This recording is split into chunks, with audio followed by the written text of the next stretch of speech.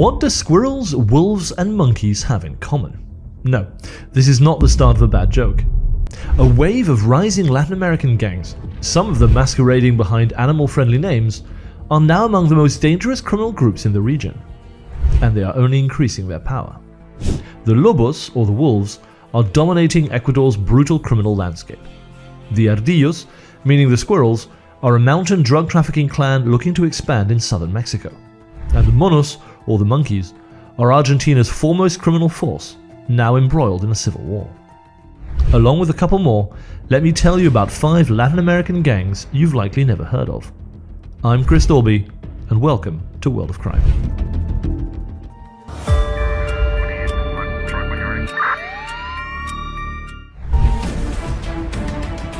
For close to 3 years, Ecuador has been ripped apart by a vicious gang war.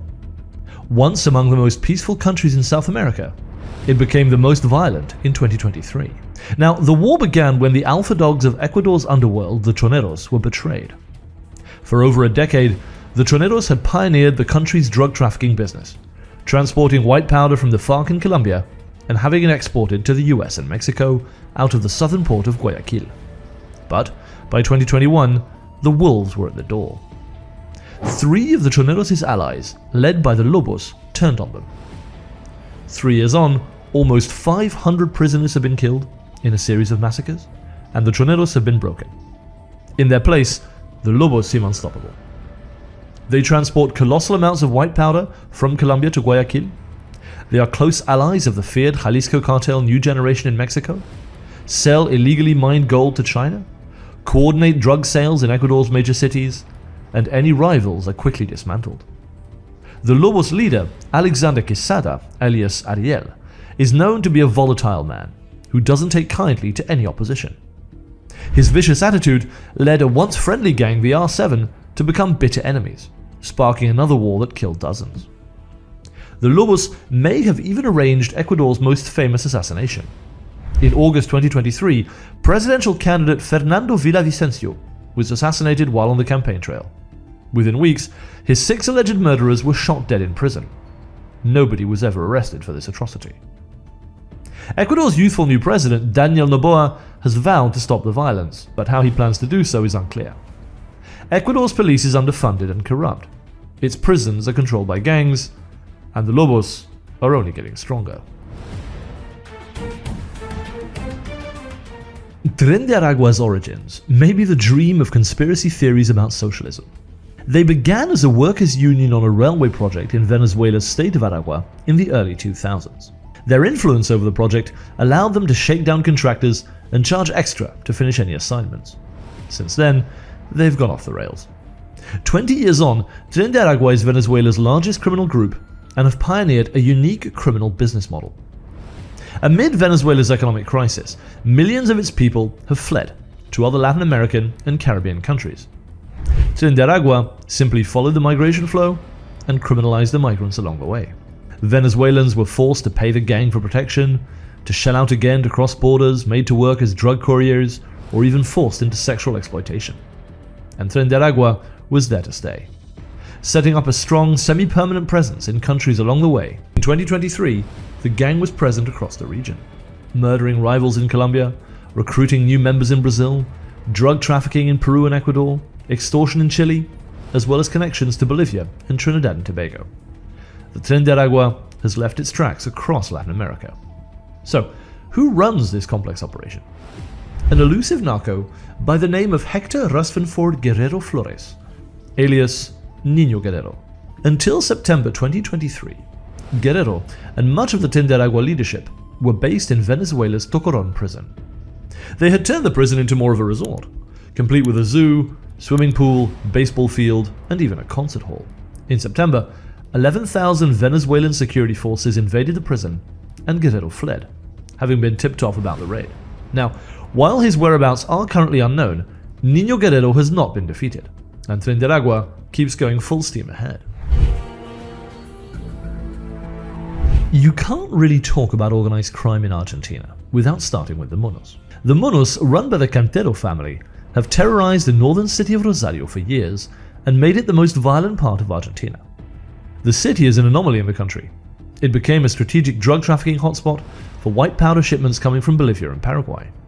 The Monos had plenty of income on their hands when they began controlling local drug sales from 2004. At first, they recruited underprivileged kids and teenagers to work in what were known as bunkers, small brick buildings across the city from which drugs were sold. In the 2010s, the Monos started attracting competition, and their leader at the time, Claudio Cantero, was gunned down in 2013. His brother, El Viejo, took over before being jailed in 2018. And the gang is now in the hands of Ariel Cantero, alias Gil. Gil has been sentenced to a comically long time behind bars, close to 100 years as of late 2023. But this has not deterred him from running things.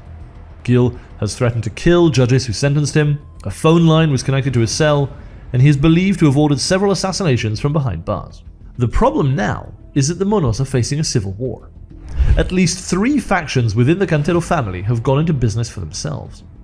Gil still runs the strongest faction, but being in prison has allowed rivals to emerge.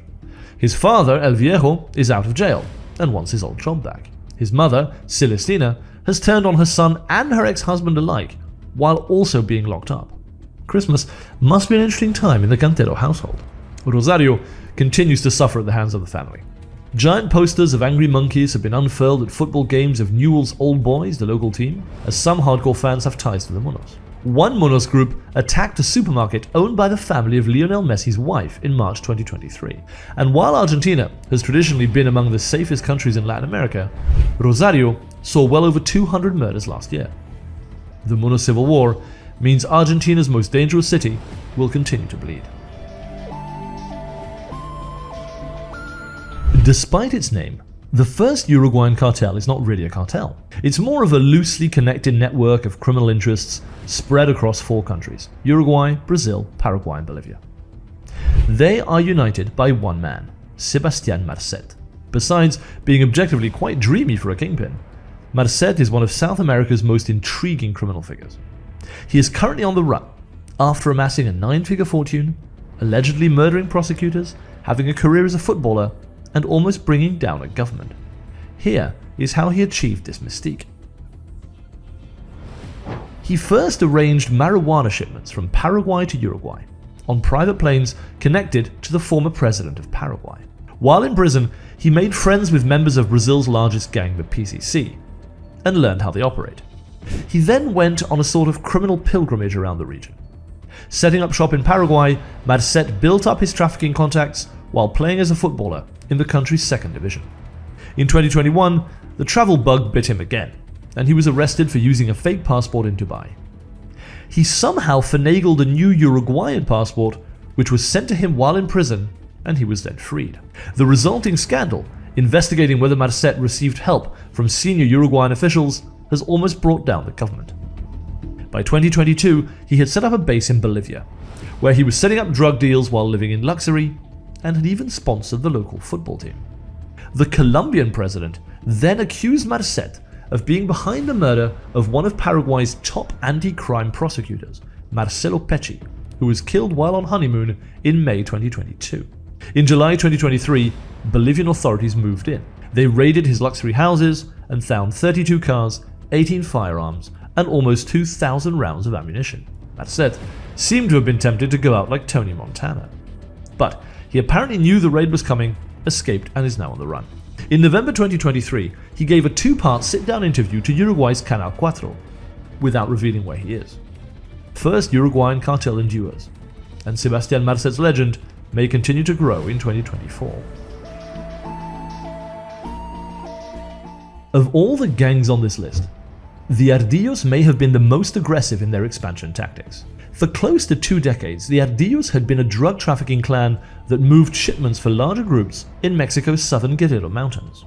But back then, they were already known for brutally protecting their turf.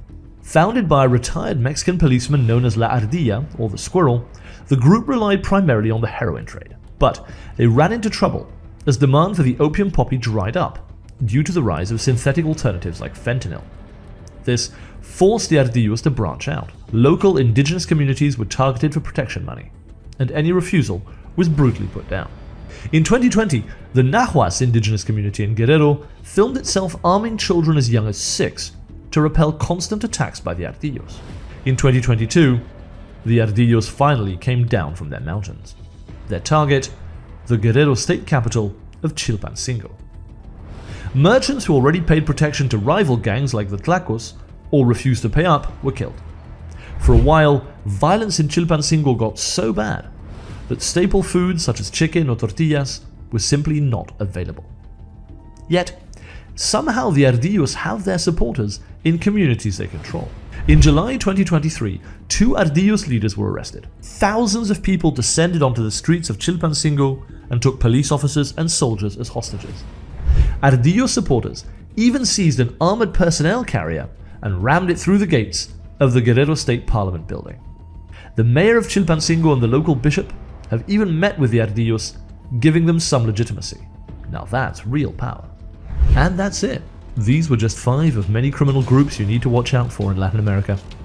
If you like this, why not check out our similar videos profiling rising gangs in Europe, such as the Mocro Mafia, in Asia with the 14K Triad, or in Africa with the Black Axe. These and more are set to make waves in the near future. We're just getting started here. Please subscribe to find out more. This was World of Crime. See you next time.